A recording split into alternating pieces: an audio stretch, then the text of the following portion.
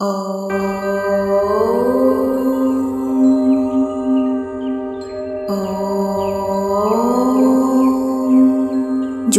মাস পড়ল। জয় মঙ্গলবারের ব্রতকথার গল্প শুনবো তোমার কাছে দাদু। নিরঞ্জনার এই কথায় দাদু বলতে শুরু করলেন, জ্যৈষ্ঠ মাসের প্রতি মঙ্গলবার এই জয় মঙ্গলবারের ব্রত পালন করা হয়। শোনো তবে সেই ব্রতকথার গল্প। এক সময়ে এক দেশে এক সদাগর আর এক বেনে বাস করত। সদাগরের 7টি ছেলে ছিল আর বেনের 7টি মেয়ে ছিল। এরপর একদিন মা মঙ্গলচণ্ডী এক বুড়ি বামনের বেশ ধরলেন।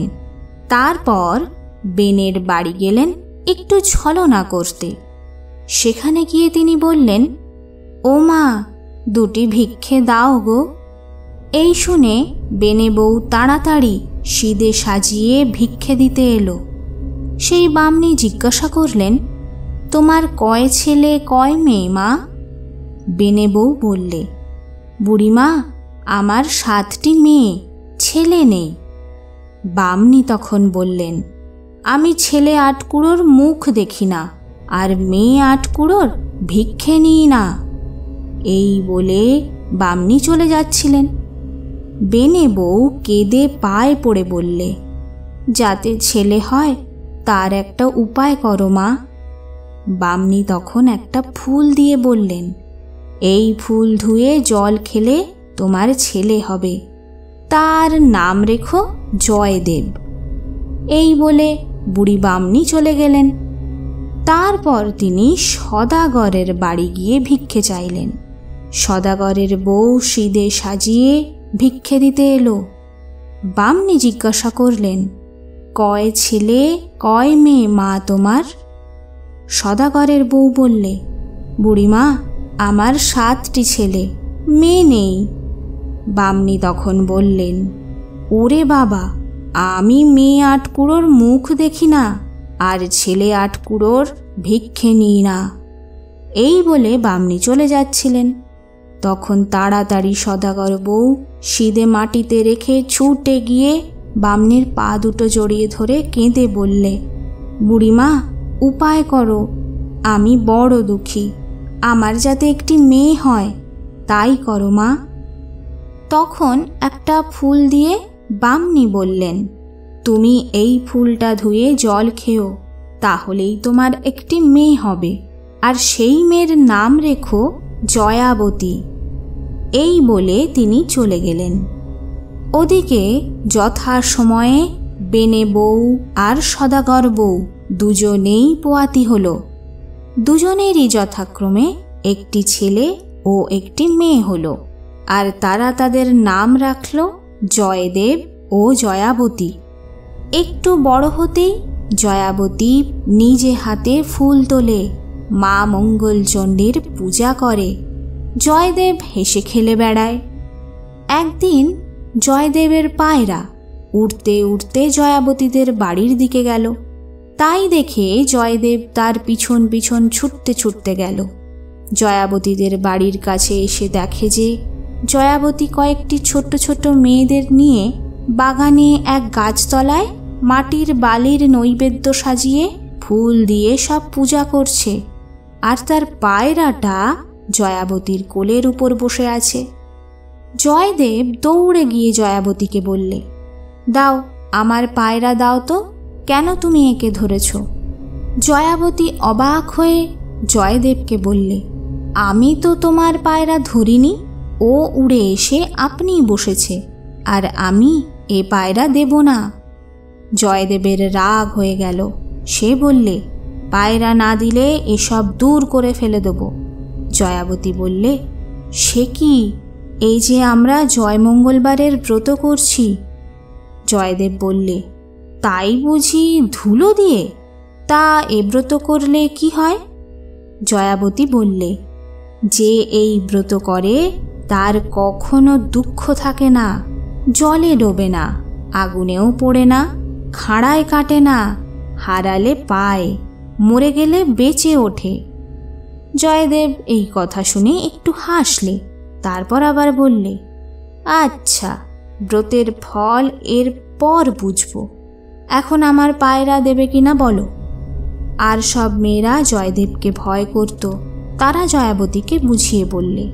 তখন জয়াবতী পায়রাটিকে উড়িয়ে দিলে। জয়দেব কটমট করে চাইতে চাইতে বাড়ির দিকে চলে গেল। এরপর বেশ কয়েক বছর কেটে গেল। জয়দেব ও জয়াবতী বড় হয়েছে। একদিন জয়দেব মাকে বললে, মা, আমি জয়াবতীকে বিয়ে করব। এদিকে মা মঙ্গলচণ্ডী সদাগরকে স্বপ্নে বললেন, তুই ওই বেনের ছেলের সঙ্গে তোর মেয়ের বিয়ে দে, নইলে তোর মেয়ে মরে যাবে। সদাগর ভয়ে ভয়ে জয়দেবের সঙ্গে মেয়ের বিয়ে দিয়ে অনেক ধন দৌলত গয়না জিনিসপত্র দিয়ে মেয়ে পাঠিয়ে দিলে শ্বশুর বাড়ি। পথে যেতে যেতে জয়াবতীর মনে পড়ল, আজ তো মঙ্গলবার। অমনি তাড়াতাড়ি মঙ্গলবারের কথা মনে মনে বলে নমস্কার করলে। জয়দেব জিজ্ঞাসা করলে, তুমি বিড়বিড় করে কি বললে? জয়াবতী বললে, আজ মঙ্গলচণ্ডীর পুজো কিনা, তাই মনে মনে পুজো করে নমস্কার করলুম। জয়দেব জিজ্ঞাসা করলে, ও পুজো করলে কি হয়? জয়াবতী বললে, কেন মনে নেই? একবার বলেছিলুম যে, জলে ডোবে না, আগুনে পড়ে না, খাড়ায় কাটে না, হারালে পায়, মরে গেলে বেঁচে ওঠে।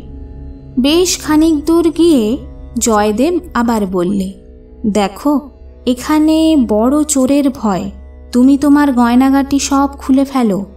এই বলে গয়নাগাটি সব খুলে নিয়ে একটা পুটুলি করে কাছের একটা নদীতে ফেলে দিলে। আর সেই পুটুলি ফেলে দিতেই একটা বড় বোয়াল মাছে সেই পুটুলি গিলে ফেললে। এদিকে বর কনে আসতেই পাড়ার সবাই বরণ করে তুললে। মেয়েকে দেখে বললে তারা, মা গো, মেয়েকে গয়নাগাটি কিছুই দেয়নি। তারপর বউ ভাতের সময় সেই রাঘব বোয়াল মাছ ধরা পড়ল। মাছ কেউ কুটতে পারলে না। শেষকালে জয়দেব বললে, জয়াবতী মাছ কুটবে।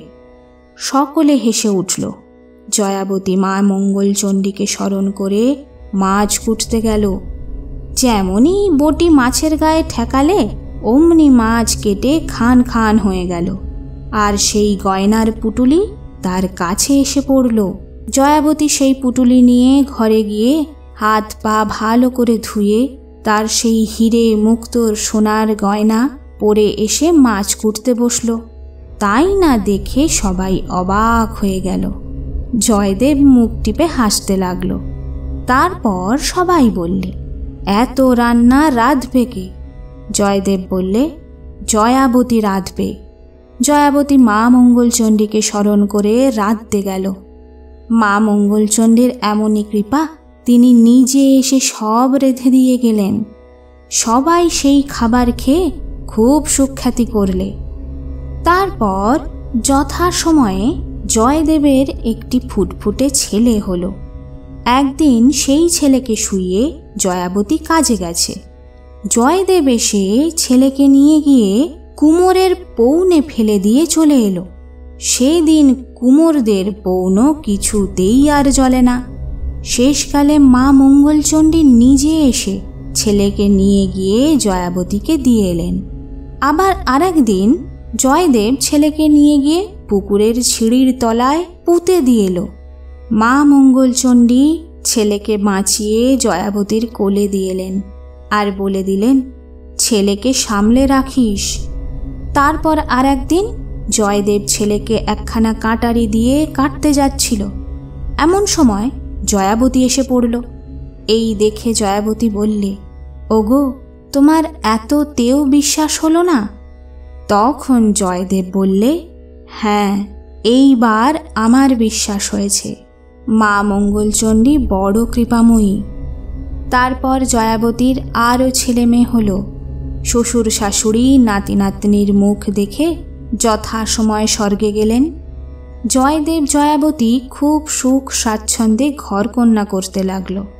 ছেলেমেয়েরা একটু বড় হলে মা মঙ্গলচণ্ডীর ব্রতের কথা বলে দিয়ে প্রচার করতে বলে দিল। তারপর ঠিক সময়ে স্বর্গ থেকে এলো পুষ্পক রথ। জয়দেব জয়াবতী দুজনে সেই রথ চড়ে স্বর্গে গেল। সেই অবধি জয় মঙ্গলবারের ব্রতকথা পৃথিবীতে দিকে দিকে প্রচার হলো।